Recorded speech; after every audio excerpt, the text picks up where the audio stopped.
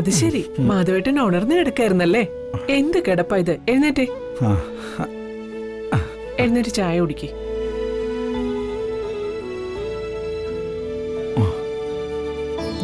ചായ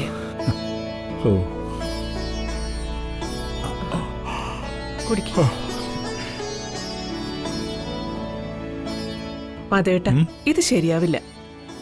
രാവിലെ എഴുന്നേറ്റ് മുടങ്ങാതെ ജോഗിങ്ങിന് പോകുന്ന ആളല്ലേ, ഇപ്പൊ എല്ലാം ഒതുക്കി മടി പിടിച്ചിരിക്കുക അല്ലേ? ഒന്നിന് പുറകെ ഒന്നായി പ്രശ്നങ്ങളല്ലേ ജീവിതത്തില്. ആ പ്രാരാബ്ധങ്ങൾക്കിടയിൽ ചിട്ടയൊക്കെ തെറ്റിപ്പോയി. മാത്രമല്ല കൂടെ ഉള്ളവരാരും ഇപ്പൊ അങ്ങനെ വരുന്നുമില്ല. എന്തിനാ മാധവേട്ട നമ്മുടെ അലസതയുടെ പഴി മറ്റുള്ളവരുടെ തലയിലേക്ക് കെട്ടിവെക്കുന്നത്? ഓ, മാധവേട്ട നാളെ മുതല് രാവിലെ എഴുന്നേറ്റ് നടക്കാൻ പോകുന്നു. ആ ശരി, മാധവനെന്നും ചന്ദ്രിക അനുസരിച്ചിട്ടില്ലേ ഉള്ളൂ. വേണ്ട,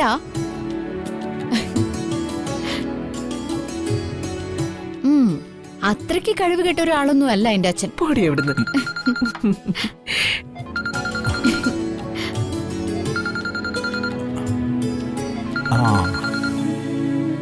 ഹലോ.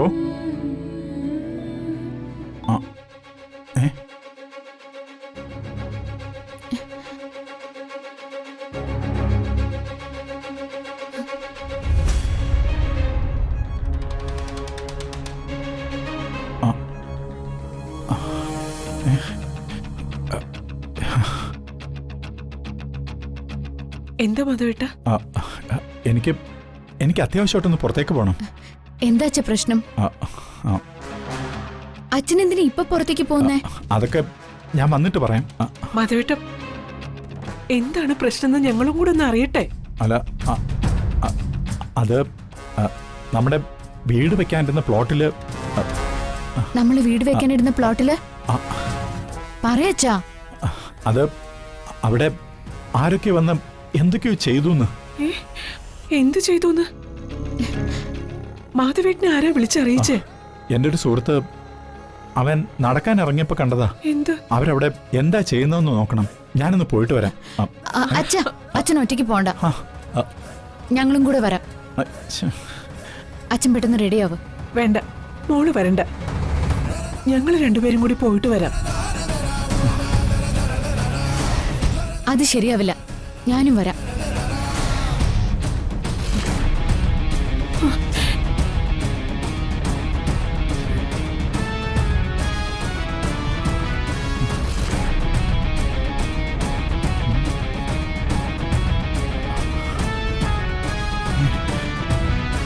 കിഴക്കോട്ട് അഭിമുഖമായിട്ടാണ് വീടിന്റെ ഫ്രണ്ട് വരേണ്ടത്.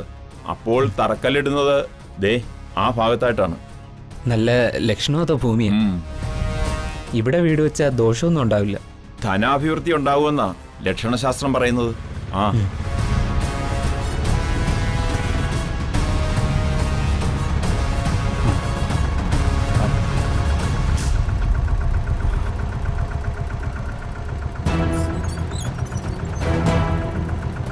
മോളെ വേഗം വാ.